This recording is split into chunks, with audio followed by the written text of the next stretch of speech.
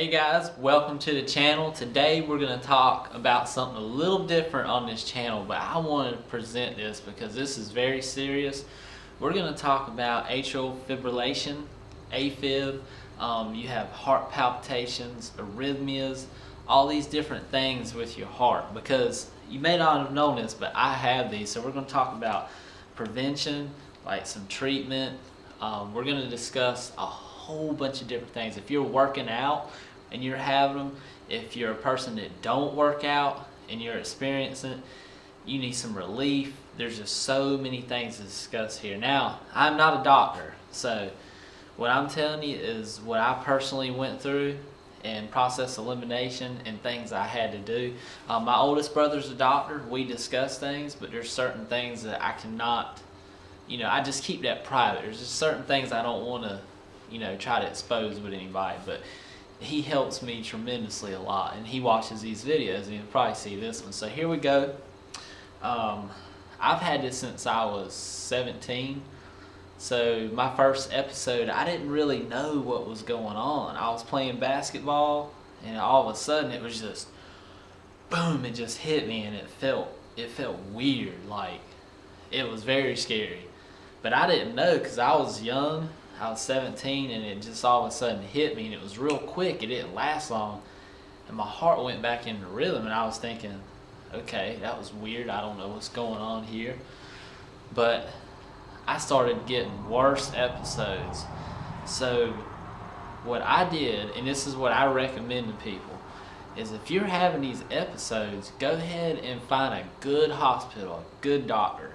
You don't want to go somewhere and waste your money where you know they have a bad reputation. This is your life we're talking about. This is your body, your heart.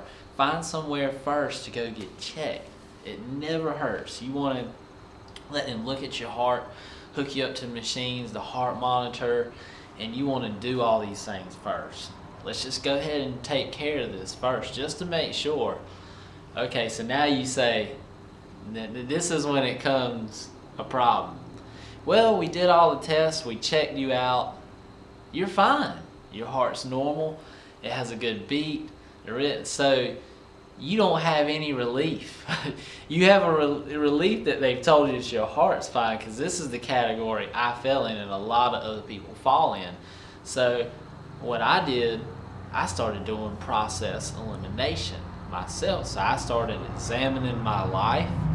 I don't know what religion you may be. I try not to get in that. I have a lot of people that follow me. We're all different religions. I have people that don't believe, but I believe in God. I believe in Christ. So I started praying. I started digging deep, man, like into my spirit, like to guide me and show me what is going on here with my body. So what that allowed me to do was become very in tune with my body and my emotions and things I was doing. It made me woke, as they say. So I carried like a little template, like a little booklet, and I would drink something or I would eat something and I would eliminate it, and I would see how I would feel or what was giving me these packs. Because sometimes I would have them when I was eating, after I got done eating, sometimes on a full stomach, and a lot of times they would be real severe under intense cardiovascular. I would have a full-fledged episode, go out of rhythm, and I could feel it in my neck. And if you've ever had these, man, these are scary. You feel like you're gonna die, and I don't wish this on anybody. And the worst one I ever had was my heart stopped and went into a quiver.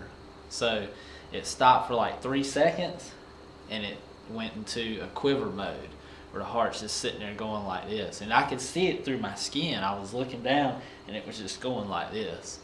And that one is very dangerous, because I'm losing blood to my brain, and I felt like I was going to pass out with that one. And if you've had it, my advice, I'm used to them now, and I've learned ways to get rid of. Don't panic. I know it sounds crazy, but if you panic, it intensifies it. It becomes even more engaged. The heart rate will not slow down. You'll end up passing out then from an episode from it. So what I did is I started eliminating things. I found out that dairy, if you consume dairy, The dairy industry is bad. You want to like try to eliminate that the whole cow's milk. I substitute it with like almond milk, coconut milk, stuff like that. Some people that are very health conscious, they will crush their own seeds and stuff just to make their milk because they're aware of what this stuff is doing to people's bodies. So I started going after foods and stimulants first. So once I went to the doctor and I knew everything was good, I was like, okay, it's time to do that. So alcohol triggers mine. Milk, dairy triggers mine. Alcohol is so bad on my body now that I can't even drink one. Not even one beer. I'll have an episode. I can feel it missing and skipping and stuff, and it'll poop. And so stimulants, you want to try to eliminate like the dairy, the alcohol. Stress is another one that causes it. If you're really stressed, you'll have episodes. Laying down at nighttime, you may be having these while you're sleeping. I have them on my side. If I sleep, usually both sides I get them. Yeah, both sides can trigger them. So I lay on my stomach. Or sometimes I may lay up kind of high on my back. And every once in a while I may have one when I'm on my back. But usually I don't hardly ever get them when I'm laying on my stomach for some reason. So what I'm saying is you have to find ways to try to eliminate this. And these are ways I eliminated mine because they would get bad from time to time. But I eliminated alcohol, dairy. I started sleeping a certain way. When I train, I try not to go like crazy, ridiculously hard. Sometimes if you're overtraining real hard, you will experience these. And healthy people have these all the time. So now let me try to cover some more things. So you've done blood work. Okay, doctor comes back.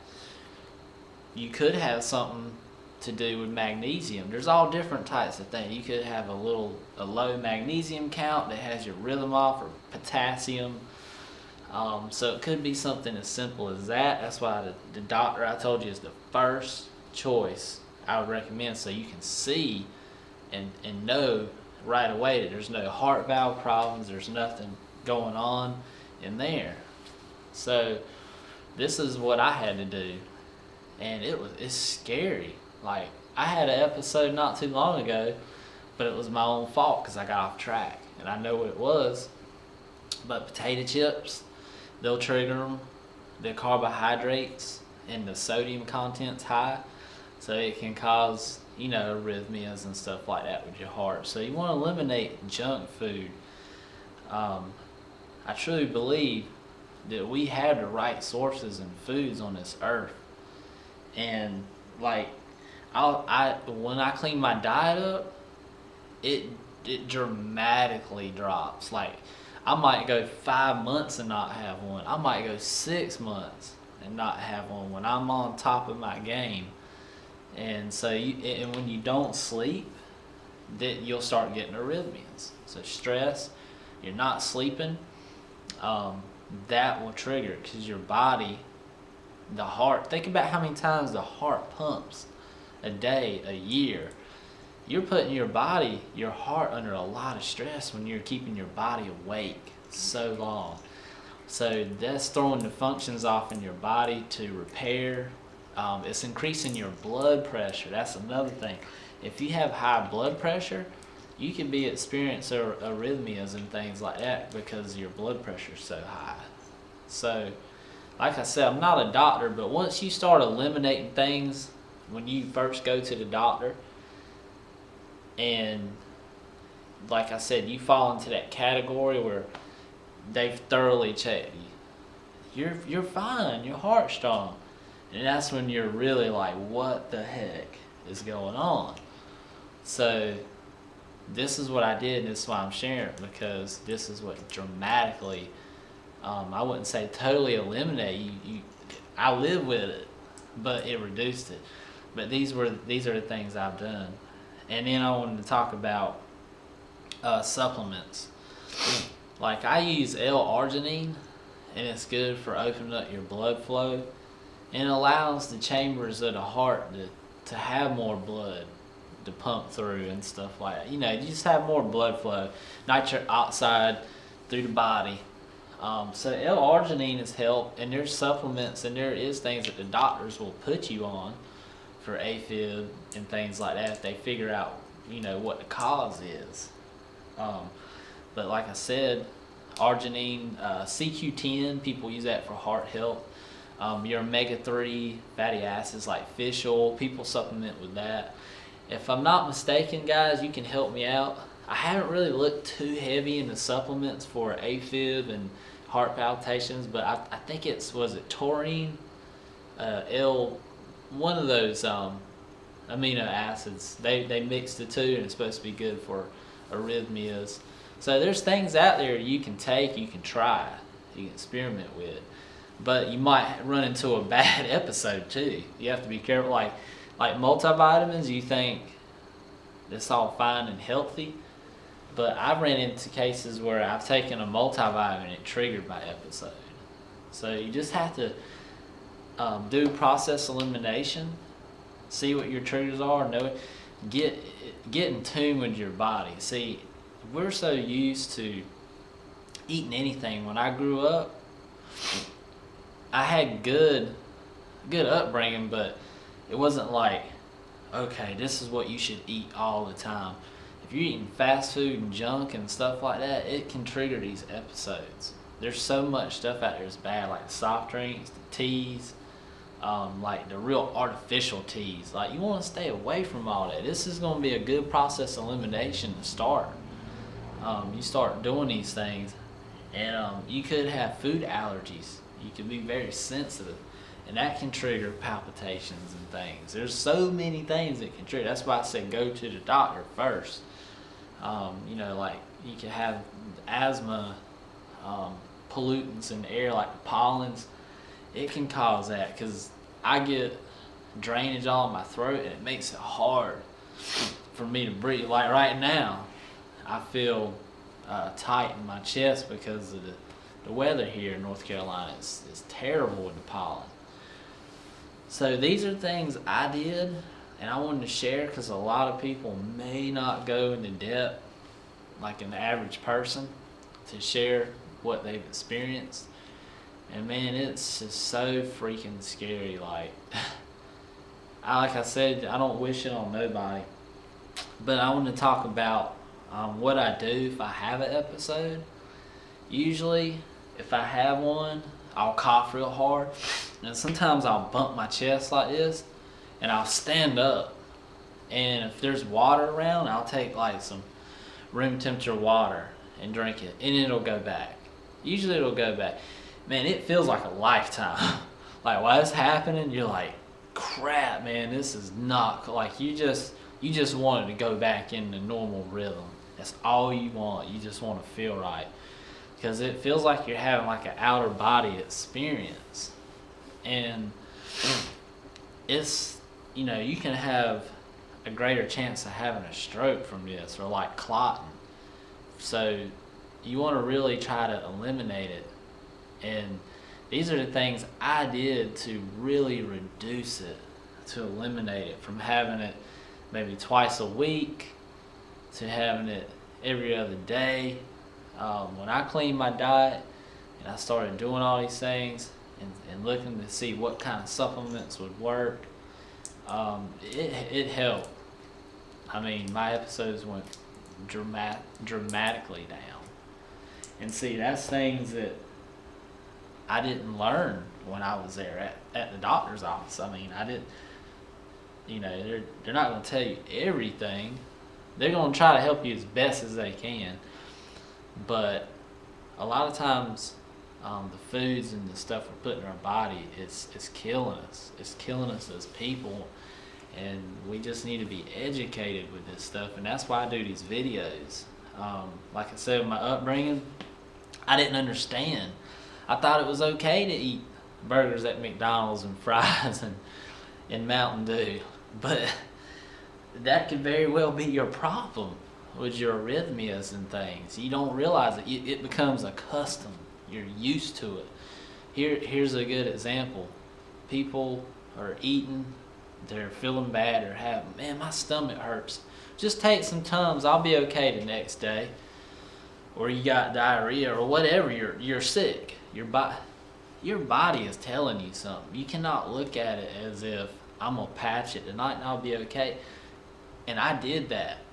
And so many people in this world do that. They don't even, I got a headache today. I don't feel good. And a lot of times it's the food and the drinks and stuff they're putting in their body. And now there is cases where they can't help it. There's just an illness they can't help, or something that, you know, they caught that they couldn't help. But the high percentage you're gonna find is the foods and the drinks we're putting in our body is what's reaping a lot of this havoc. And I even asked the doctor that one day, and I won't mention his name, and it wasn't my brother, and I said, honestly, do you think that the people in these hospitals are here because of the lifestyle and the foods and the drinks and things that they're putting in their body? I said, would you rate the percentage very high? And he said that percentage is almost all the way to the top. And that was coming from a doctor. And he said the other percentages are where people can't help it. They just have diseases. They have effects that you just can't help. You put the seatbelt on. You did everything right. But you got sick anyways. And I feel bad for those people, man. Like, you can't help that. But then you have people that'll say, well, you're going to die anyway someday. I don't look at it like that. I look at it as, I'm going to put my seatbelt on. I'm going to eat the right foods. I'm going to take care of my body, because I want to live this life as less stressful as I possibly can. I don't want to reap havoc on my body through my whole life while I'm here. That's just me, how I look at it.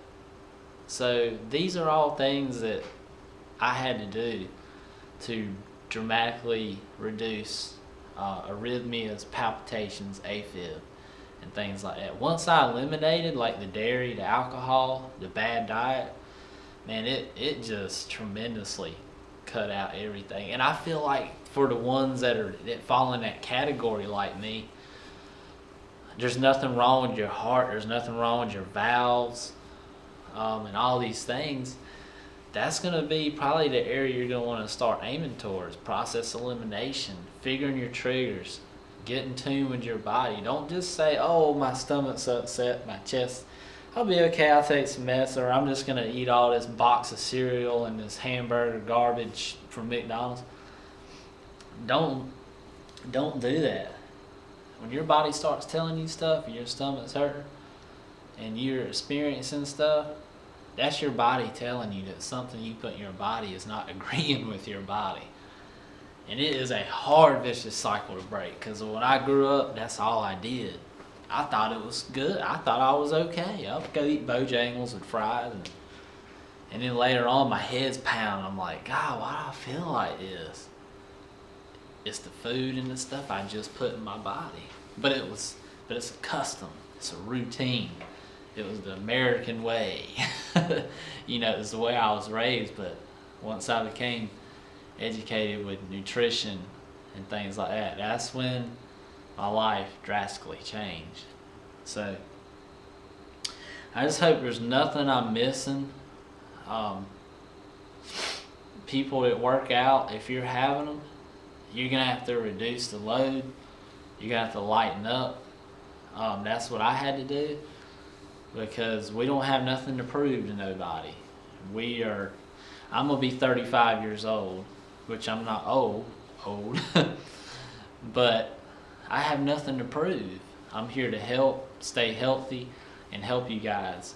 So if you're in the gym, you're going like a madman, and you're trying to do as much cardio, because usually that's when the arrhythmias and the AFib will strike, is when you're under intense cardio. And it could be when you're doing weights too. So you just have to just cut back, take it easy on the load that you're doing. And far as if you're having them when you bend over or you move to a certain position, there is cases where people have hernias, and it could be pushing into your, like, towards the heart and causing your arrhythmias. So I want to throw that out there. That's another thing that could be going on if you have like a bad hernia in there. And then of course you got the the vagus nerve can get agitated and cause you to have things going on with your heart rate. There's just so many things. That's why I said I'm not a doctor. And then your thyroid, if it's not functioning right, your heart can just, it can speed up and go crazy. So that's why I was saying the first route is the doctor. You're like me, you're stubborn, and I don't want to go. But when it's your heart, you gotta go, man. It's serious. Like, I mean, hopefully it's nothing serious, but you get what I'm saying. You need to go ahead and let them check everything first. That way you've eliminated the major things. You've eliminated it. It's nothing major. It's nothing to freak you out. So then that's when you take these next approach. This is what I had to do, and it worked. And like I said, you do process elimination, and take you a notebook, eat one item every day, or pick something that you've been eating, and see how your body responds. See what you feel like 20, 30 minutes later. And this is the things I was doing, because I was serious. I was like, man, by the name of Jesus Christ, I'm not going to have this stuff no more. I'm going to do everything I can do to get rid of this. And it's never going to fully go away, but I can tell you this. It is dramatically reduced. Like I said, I can go 5, 6 months without having one. Before, it could have been like 2 days a week or every other day.